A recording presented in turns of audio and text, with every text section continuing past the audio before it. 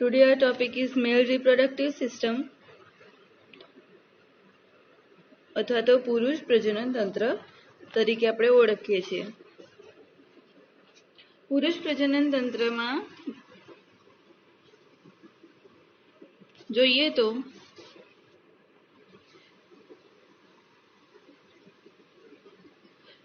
Female તથા મેલમાં reproductive સિસ્ટમમાં ઘણું ડિફરન્સ જોવા મળે છે. ઓકે, જેમ કે ફિમેલની અંદર રિપ્રોડક્ટિવ ઓર્ગન્સ એકદમ ડિફરન્ટ હોય છે અને પુરુષની અંદર પણ ડિફરન્ટ ઓર્ગન્સ જોવા મળે છે.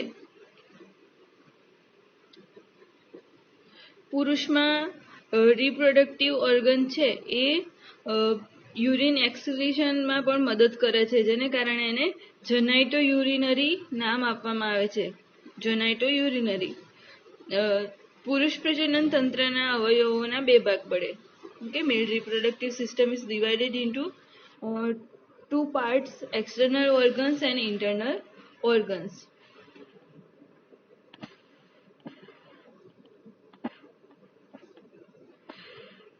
In external organs, penis and scrotum. તો પેનિસ એ રિપ્રોડક્ટિવ ઓર્ગનનું બહારનું અવયવ છે. ઓકે, એક્સટર્નલ ઓર્ગન છે તે ઇરેક્ટાઇલ ટીશ્યુનું બનેલું છે. તેમાં સ્વૈચ્છિક મસલ્સ આવેલા હોય છે અને તે ફાઇબ્રસ ટીશ્યુ દ્વારા આધાર મળે છે. સ્કિન દ્વારા એ કવર થયેલો હોય છે અને તેમાં ખૂબ જ પ્રમાણમાં બ્લડ સપ્લાય હોય છે.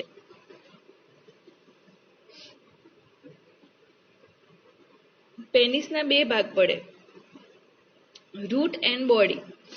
તો રૂટ એ શું છે? રૂટ એ પેરિટોનિયમ કેવિટીમાં રહે છે અને બોડી યુરેથ્રાની આજુબાજુ. ઓકે, યુરેથ્રાની આજુબાજુ જે પાર્ટ છે એને બોડી કહેવાય અને રૂટ ક્યાં હોય છે? પેરિટોનિયમ કેવિટીમાં. તેનાથી ઉપરના ટીપ પરના ત્રિકોણાકાર ભાગને ગ્લાન્સ પેનિસ કહે છે.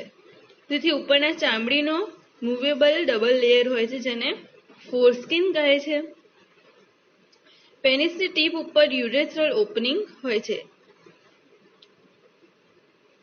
જેમાંથી યુરિન અને સીમેન બંને બહાર આવે છે. ફોરસ્કિનને દૂર કરવા માટે સર્કમસિઝન નામનું ઓપરેશન કરવામાં આવે છે. નેક્સ્ટ જોઈએ scrotum.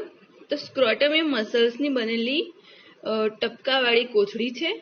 Okay, dotted bag like structure જે બે ભાગમાં વહેંચાયેલી છે. બંને બાજુથી બેગમાં એક એક ટેસ્ટિસ, એક એક એપિડિડેમસ અને એક એક સ્પર્મેટિક કોર્ડ આવેલા હોય છે.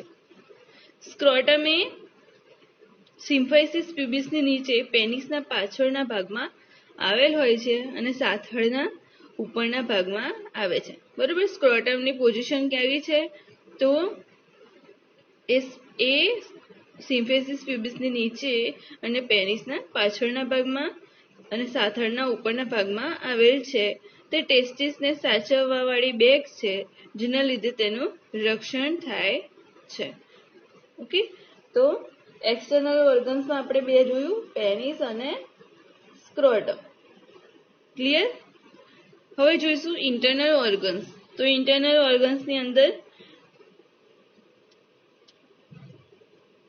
pair of testes, pair of epididymis, pair of spermatic cord, pair of vas deferens, pair of semical vesicle, pair of ejaculatory ducts,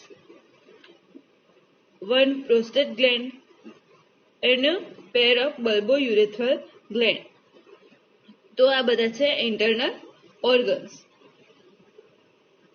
So this is all about male reproductive system